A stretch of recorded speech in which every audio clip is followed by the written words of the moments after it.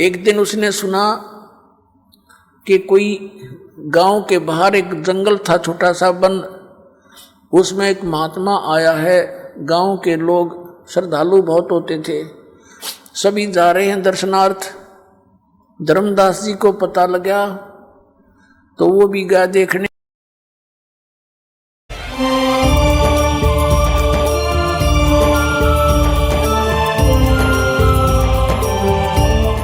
एक दिन उसने सुना कि कोई गांव के बाहर एक जंगल था, छोटा सा वन, उसमें एक महात्मा आया है।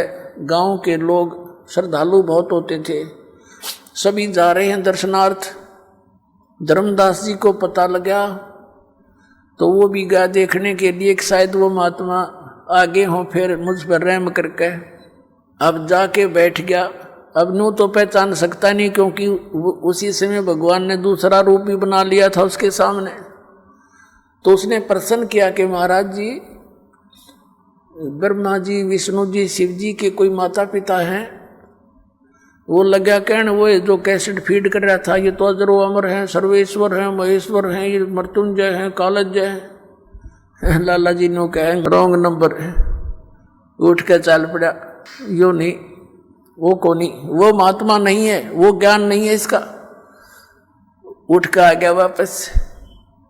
अब इस तरह 6 महीने बीत गए, ना खावे, दुबला पतला हो गया। उसकी पत्नी में परमात्मा ने प्रेरणा करी। उसने देखा कि भगत आप तो मर जाओगे ऐसे ही, और वो मिलेंगे नहीं साधु आपको। एक बात बता, उन्होंने इतनी सी वार्ता की तो कुछ और भी कहा होगा, कुछ मिलने की विधि बताई होगी, संकेत किया करते महात्मा। तो धर्मदास जी को भी परमात्मा ने याद दिला दी। कबीर साहब ने कहा था कि भाई जहाँ भंडारे होते हैं वहाँ मैं पहुँच ही जाता हूँ, जहाँ धर्म होते हैं ना, धर्म यज्ञ, वहाँ मैं अवश्य जाता हूँ। ना यू काल होने दे अच्छे काम ने, आग लगा दे वहाँ पर मेरे बच्चों में, चाहे कैसा ही कर रहा है वहाँ भी मैं ही जाता हूँ। उसको बेचारे में आस्था बनी रहे भक्त भगवान की, इसलिए।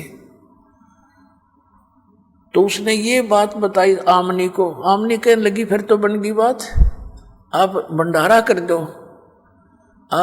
आपका धन बतेरा, परमात्मा ने दया कर रखी, सेठ हो आप तो, और भंडारा कर दो। अब उसने कहा था 1 दिन का, उसने 3 दिन का धरा, क्योंकि खुले हाथ का था कि कदे 1 दिन में ना आवे मात गुरु जी, महात्मा जी। 3 दिन का धर्म भंडारा कर दिया और बहुत दूर तक चिट्ठियां भेज दी। अब साधु संत आए प्रथम दिन, और धर्मदास जी तो अपना वो जैसे सर्प की मणि गुम हो जाती है, वो तो वो ही देखता है।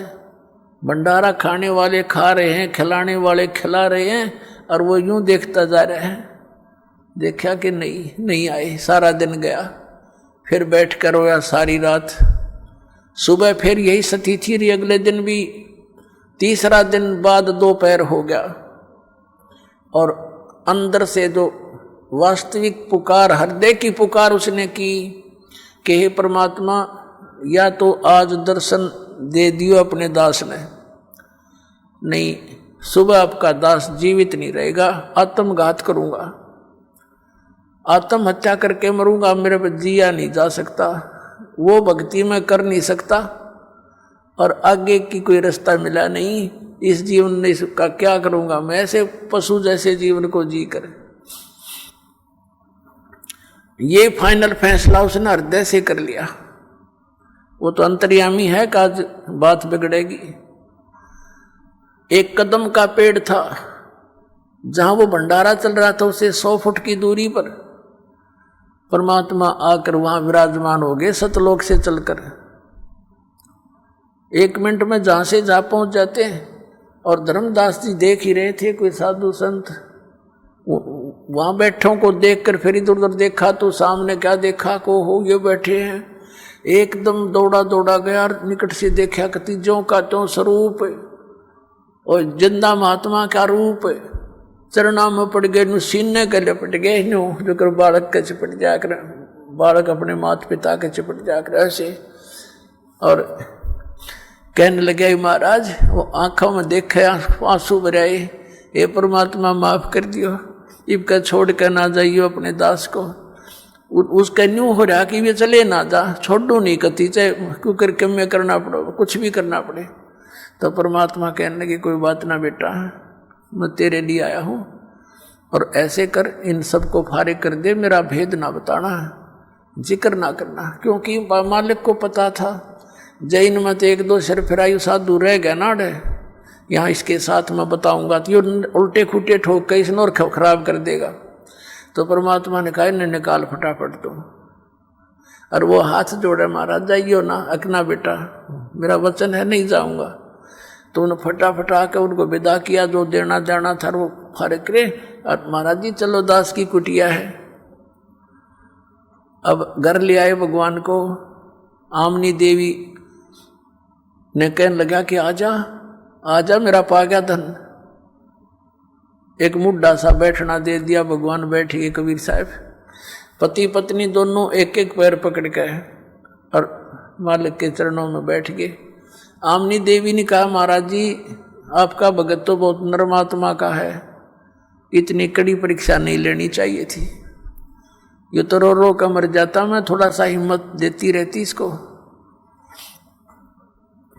परमात्मा ने कहा बेटा इसको मैंने दुखी इसलिए किया कि ये काल का वकील बन रहा था, मैं जो भी ज्ञान दूं था ये उल्टा पड़े था।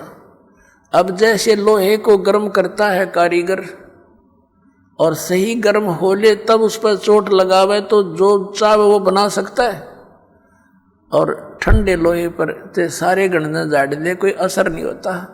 तो बेटा यू लोहा गर्म कराया मैंने, अब इसका जो चोट वचन की मारूंगा ये सारी स्वीकार करेगा, जो मैं चाहता हूँ यो बच्चा स्वीकार करेगा।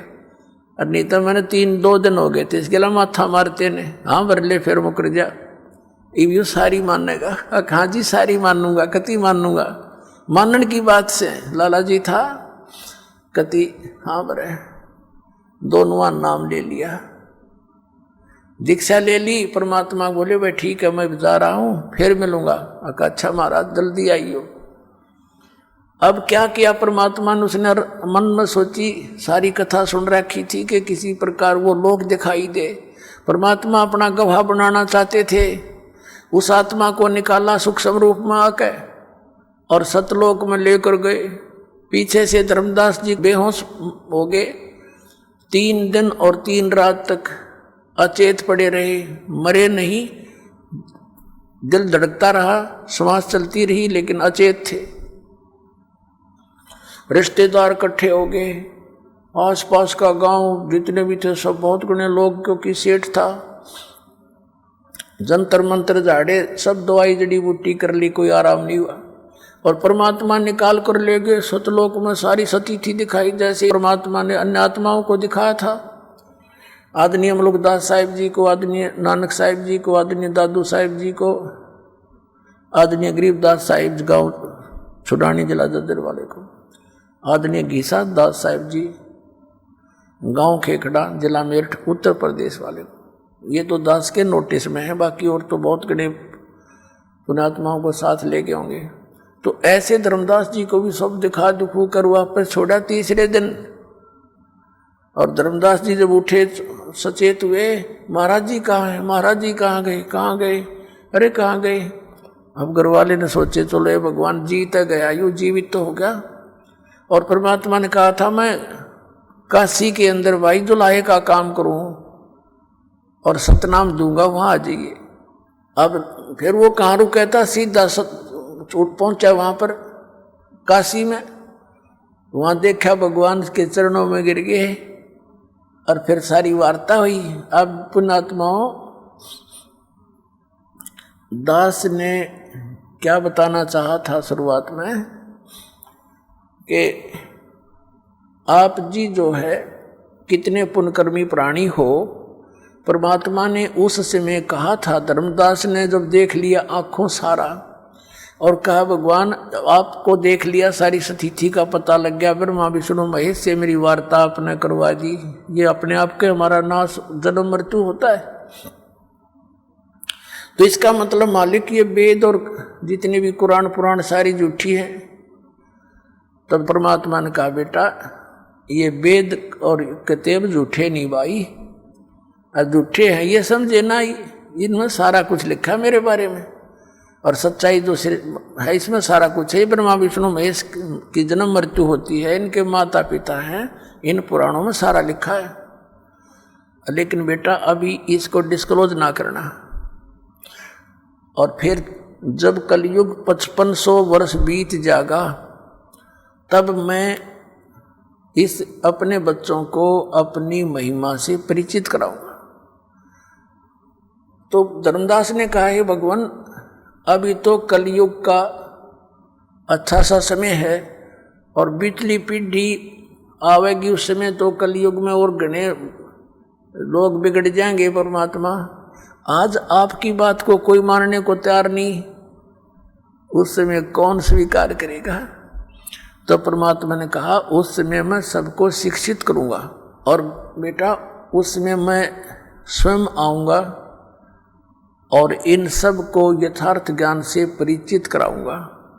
तो पुण्यात्माओं धर्मदास जी को समझाया कि धर्मदास मेरी लाख दुआई ये सार नाम की दबार ना जाई, और सार नाम बार जो पढ़ी बिचली पीढ़ी हंस नी तरही। फिर दोबारा कहा कि धर्मदास मेरी लाख दुआई ये मूल ज्ञान की दबार ना जाई, ये जो ज्ञान मैंने तुझे बताया अभी ये डिस्क्लोज ना करना यो, नहीं तो ये बिचली पीढ़ी हंस नी तरही। मूल ज्ञान तो तब तक छुपाई जब तक ये 12 पंथ मिट जाए।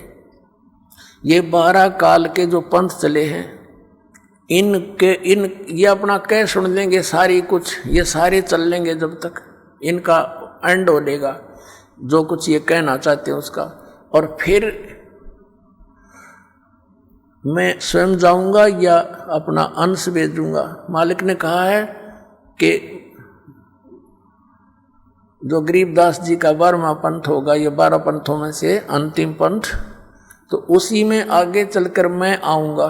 तो परमात्मा नहीं आए तो दास भेज दिया।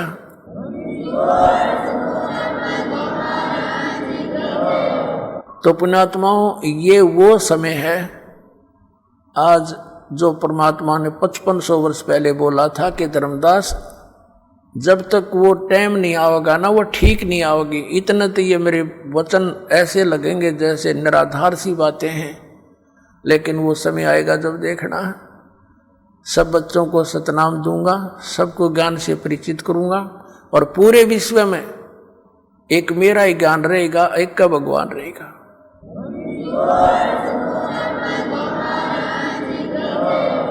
और सबको सतनाम दे करके पार करूंगा, मेरा वायदा है। तो पुण्यात्माओं आज आपका जन्म इस समय में है। आप कितने पुण्यकर्मी प्राणी हैं, कोई लेखनी नहीं, दास के पास कोई शब्द नहीं जो आपकी किस्मत को बता सकूं। धन है आपके माता पिता जिनसे जन्म हुआ। बोलो सतगुरुदेव।